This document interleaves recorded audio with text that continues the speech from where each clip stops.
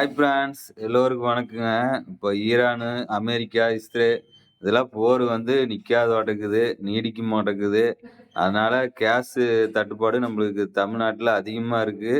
தமிழ்நாடு மட்டும் இல்ல, எல்லா மாநிலத்திலும் இருக்கு. நம்மளுக்கு வந்து தமிழ்நாடு மட்டும் தான் தெரியுங்க. வேற மாநிலத்தில எப்படின்னு தெரியல. ஹோட்டலு, அப்புறம் பேக்கரி இது எல்லாமே சாத்திக்கிட்டு போற நிலைமை ஆயிப்போச்சுங்க. இந்த போரும் முடிவுக்கு வரமாட்டேங்குது. அதனால நீங்க கொஞ்சம் உஷாரா இருங்க. அதுக்குள்ள வேற சிலிண்டர் எல்லாம் தட்டுப்பாடு இல்லாத கிடைக்குதுங்கிறாங்க.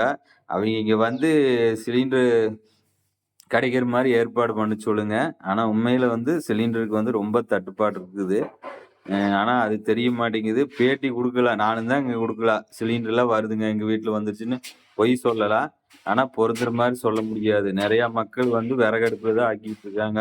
சிலிண்டர் இல்லாத இந்த கேஸ் பங்க்ல போய் கொஞ்சம் கொஞ்சம் புடிச்சிட்டு வந்து, அதிகமான ரேட்டுக்கு புடிச்சிட்டு வந்து சமையல் செஞ்சுட்டு இருக்கிறாங்க. இதுதான் நடந்துட்டு இருக்குது. ஆனா இது வந்து யாருக்குமே தெரிய மாட்டேங்குது. சும்மா சொல்லிக்கிறாங்க கேஸ்லாம் கரெக்ட்டா வருது. அப்புறம் கடைகளுக்குலாம் குடுக்க வேண்டியது தானே சிலிண்டர் வந்தா. சேர்பான்ஸ் எல்லாம் வந்து நீங்க விறகடுப்பு ரெடி பண்ணுங்க. பழைய காலம் மாரி ஆகப்போகுது.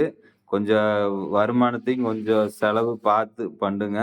ஏன்னா சிலிண்டர் இல்லைன்னா அப்புறம் எல்லா தொழிலும் அதனால கொஞ்சம் காசுலாம் சிக்கனமா செலவு பண்ணுங்க. நானும் தான் பண்றவனுங்க. நானும் கொஞ்சம் கரெக்ட் பண்ணணும். அ காசு எடுக்கும்போதே பாருங்க. இது நான் வேணும்னு நெனச்சு பாருங்க. சரிங்க ஃபிரெண்ட்ஸ் எல்லாத்துக்கும் பாய்.